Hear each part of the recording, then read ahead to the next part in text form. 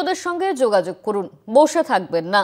বুথভিত্তিক বিএলওদের নাম, ফোন নম্বর দিয়ে দেওয়া হয়েছে, সব শক্তি দিয়ে ঝাঁপিয়ে পড়ুন। শাসক দলের আগে দলীয় কর্মীদের পৌঁছে যাওয়ার নির্দেশ বনসালের। শাসক দলের আগে দলীয় কর্মীদের পৌঁছে যাওয়ার নির্দেশ বনসালের। আমাদের সঙ্গে নিউজরুম থেকে রয়েছেন আমাদের বিশেষ প্রতিনিধি অঞ্জন রায়।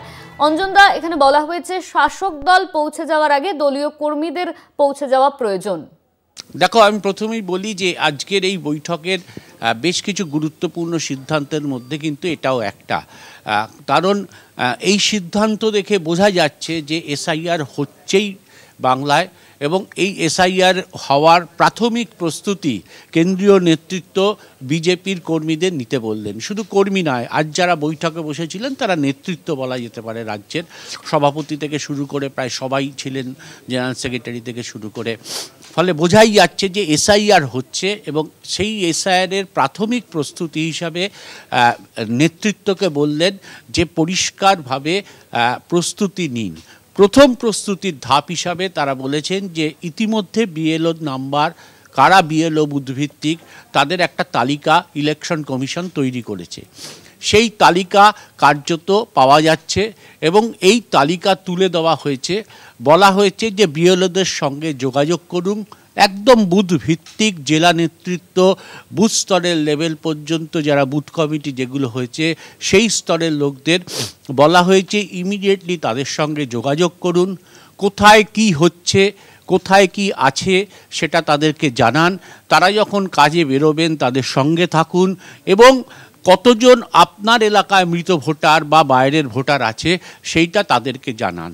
খুব ইঙ্গিতপূর্ণ একটা কথা বলেছেন যে শাসক দল পৌঁছানোর আগে আপনারা পৌঁছে যান, বনসাল বলেছেন, এবং বলেছেন যে তাদের ফোন নাম্বার পর্যন্ত আপনাদের কাছে আছে। ফলে দ্রুত তাদের কাছে যান।